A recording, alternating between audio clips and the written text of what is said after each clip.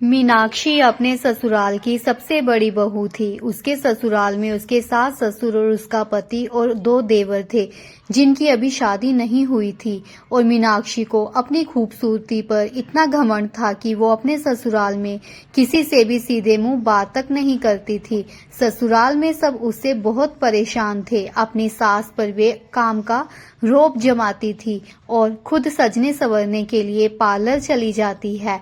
सास पूरा दिन काम में लगी रहती और वे पूरा दिन अपना मेकअप करने में ही लगी रहती थी। एक दिन सास मीनाक्षी को बोलने लगी कि बहू, घर कितना गंदा सा लग रहा है, पोछा लगा दे। मेरी कमर बहुत दुख रही है, नहीं तो मैं खुद ही लगा देती, तुमसे कहती ही नहीं। तो मीनाक्षी कहने लगी कि माँ जी, मैंने आज ही मैनिक्योर करवाया है। अगर आपकी कमर में दर्द था तो मुझे एक दिन पहले ही बोल देते तो मैं मैनिक्योर नहीं करवाती। तो सास मन में ही बोलने लगी कि वैसे भी तू कौन सा कोई काम करती है जो तुझे बोलना है। सास अपने दोनों छोटे बेटों को बोलती है कि तुम दोनों भी अपनी मर्जी से ढूंढ लो लड़कियां। अगर मैं अपनी मर्जी के आई तो बाद में मुझे बोलोगे। वैसे भी जब मेरी छोटी बहुएं आएंगी तभी बड़ी बहू की अकड़ थोड़ी सी कम होगी। रात को सास खाना बना रही थी। मीनाक्षी रसोई में आती है और अपनी सास को बोलती है कि माँ जी, खाना मेरे कमरे में ही भेज देना, मेरे से बार बार नहीं आया जाता। मीनाक्षी के ससुर बोलते हैं कि बहू, अगर खाना भी तुम्हारी सास बना रही है, बनाना तो दूर की बात है, कम से कम तुम सबको परोस तो सकती हो। तो मीनाक्षी कहने लगी कि बाबूजी, अब आप मत शुरू हो जाएं।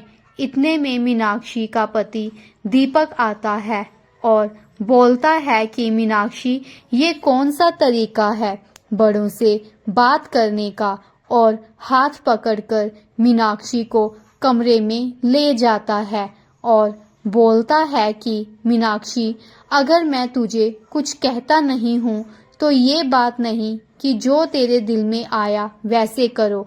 मीनाक्षी दीपक के सामने ऊंची ऊंची रोने लग जाती है और बोलती है कि घर वाले तो आगे ही मुझे अच्छा नहीं समझते और जब आप भी उनके जैसे हो गए, मेरे से नहीं होता इतना घर का काम। आपके काम पर जाते ही मैं काम करने लग जाती हूँ और पूरा दिन लगी रहती हूँ।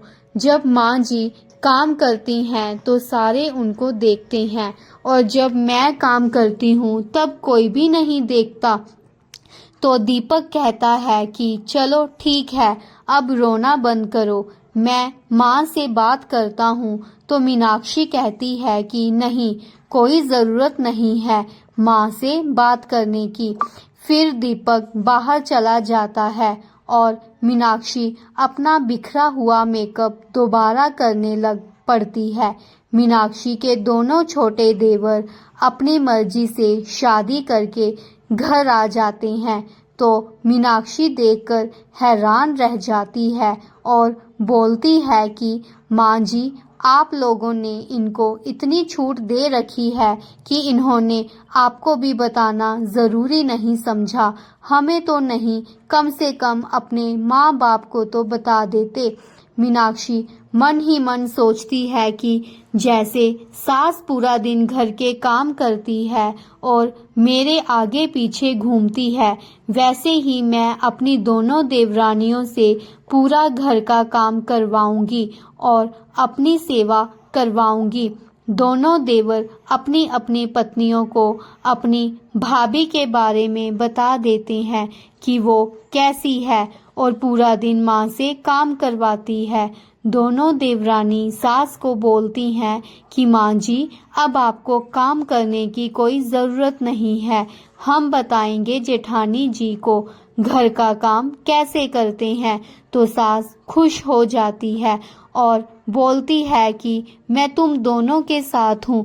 अगले दिन सुबह मीनाक्षी दोनों देवरानियों को बोलती है कि मैं तुम दोनों को घर का काम बराबर बराबर बांट देती हूँ ताकि तुम दोनों की आपस में लड़ाई ना हो। तो दोनों देवरानियां बोलती हैं कि दीदी हम दोनों का नहीं, हम तीनों का बोलो, आपसे गलती हो गई बोलने में।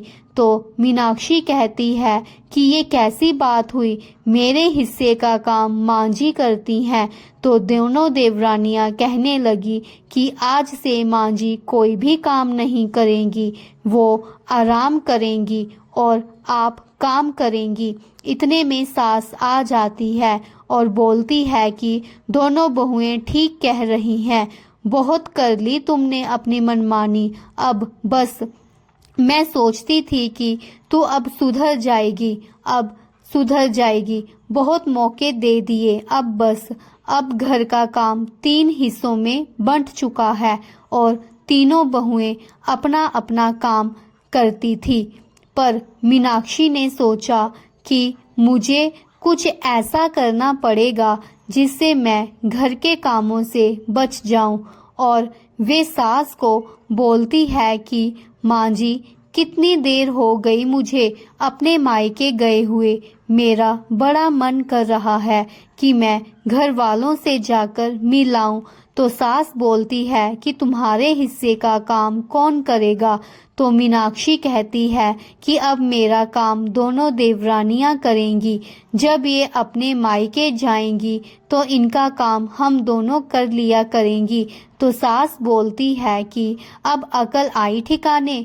मीनाक्षी अपना बैग पैक करके अपने मायके चली जाती है और पीछे से सास और दोनों देवरानियां हंसने लग पड़ती हैं। तो सास अपनी दोनों छोटी देव बहुओं को बोलती हैं कि तुम दोनों के बिना तो ये काम मुश्किल था, मैं अकेली कुछ भी नहीं कर सकती थी। तुम दोनों के आते ही मीनाक्षी अब सुधर गई है, उसे पता चल गया है कि अब तो घर का काम करना ही पड़ेगा। तो दोनों देवरानियां कहती हैं कि माँ काम की तो कोई बात नहीं है, आपस में प्यार होना चाहिए। तो सास दोनों बहुओं को अपने गले लगा लेती है। तो फ्रेंड्स, अगर आपको मेरी कहानी अच्छी लगी हुई हो तो प्लीज़ चैनल को लाइक, सब्सक्राइब, शेयर और कमेंट ज़रूर कीजिएगा। धन्यवाद।